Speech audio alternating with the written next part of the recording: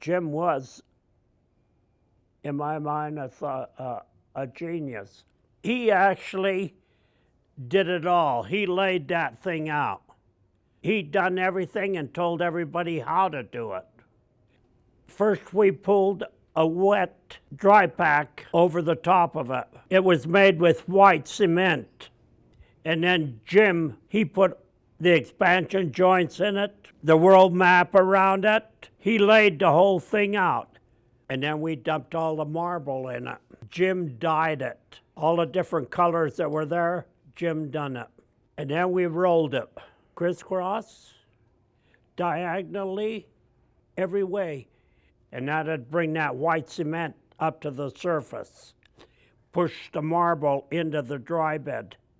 And with squeegees, we'd squeegee it off. And we did that until the world got all together. It took a genius to lay that thing out. You can look down there today and all the expansion joints are still there.